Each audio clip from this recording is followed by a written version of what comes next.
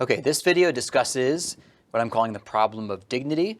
And what I want to do is tie in the concept of dignity, the ethical importance of dignity, into algorithmic accountability. So we'll use our familiar framework to do that.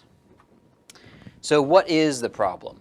Okay, so I think there's not just one, but several reasons why we might want accountable models.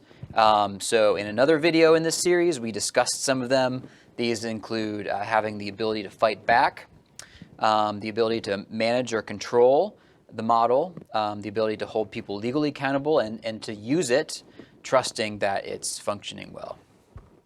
Okay, so these are all good reasons.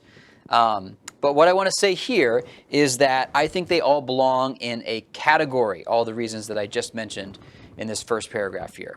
We might call them instrumental reasons, right? They're 2x. We want accountable models in order to be able to do something, control it, fight back, sue, use it. But what I want to do here in this video is develop another reason that is not, we want accountable models not because we want to do something else. We just want accountable models because it's intrinsically good. It's good in itself. Okay, so we can contrast the intrinsic good of what we're talking about here, dignity, with the instrumental goods that we've discussed elsewhere.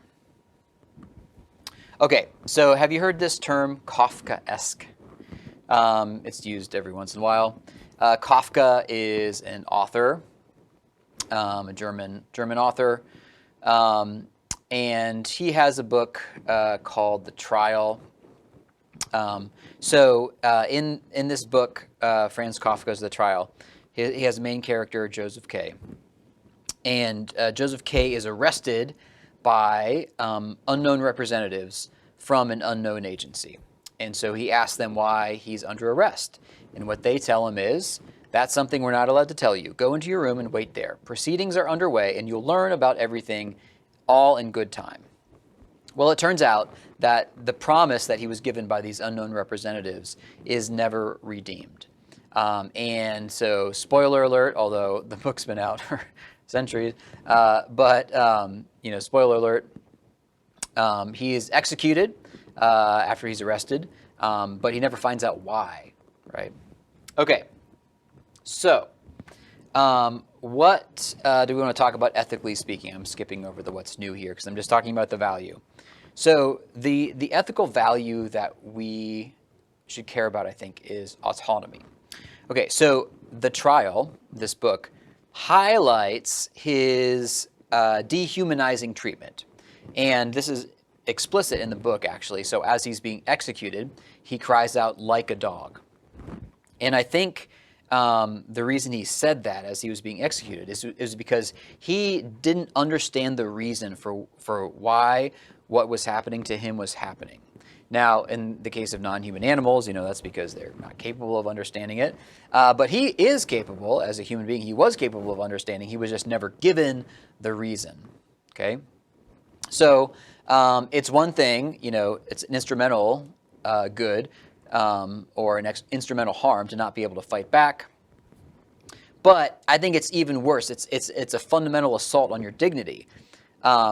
To have the system affect you very deeply and have no idea how it works, right? And so this is what I mean by tying the value of dignity to accountability. Not that you have to understand how it works in terms of comprehensibility, but in terms of having some kind of explanation that explains why what is happening to you is happening to you. So in the case of Joseph K., he never got an explanation of why what was happening to him. Of course, no one wants to be executed, but it would have been, he would have been better off if he would have understand what the charges were against him, right? And would have been able to understand, right? He might not have agreed. He might have said, well, this is false, right? These accusations are false, or this didn't happen to me, or they've been misinterpreted, right? That's one thing, but it's another thing to not even know what they were. Okay, so what I want to say is that this is one way to describe our fear about an algorithmic AI-driven future. where there's lots of things happening to us that affect us in important ways, but we have absolutely no idea why they're happening. Again, I think that it would be an assault on our dignity. It's not just that it would stop us from fighting back. It's not just that it would keep us from holding people legally accountable. It's not just that it would hurt our trust, but it would actually hurt our dignity because things are happening to us, and not only do we not understand, but no one understands why they're happening. I think that in this video I left out that detail about the trial. It was clear that Joseph K. did not understand what was happening to him, but it was implied, or it seems like in the book, that not only did he not know, but no one knew. It was just this huge bureaucracy of things happening, and they were not tied together in any kind of meaningful way. I think that's what we have to worry about with the future of algorithms. Okay, so there's some of the algorithm accountability that we might hope that companies, as they develop AI, they would want to manage it, for example, so they have some reasons, some built-in reasons to care about accountability. But no one has a built-in reason to care about the dignity of other people, right? There's no. What I mean is there's no like advantage to it. It's just purely an ethical, empathetic kind of thing. And so this has to be secured by laws, right? We can't assume that companies are going to be filled with these virtuous people that are going to make sure that people have a dignified explanation when their algorithms affect them. We can't assume that. So laws are what we have to rely on here. All right, that was a bit about the problem of dignity.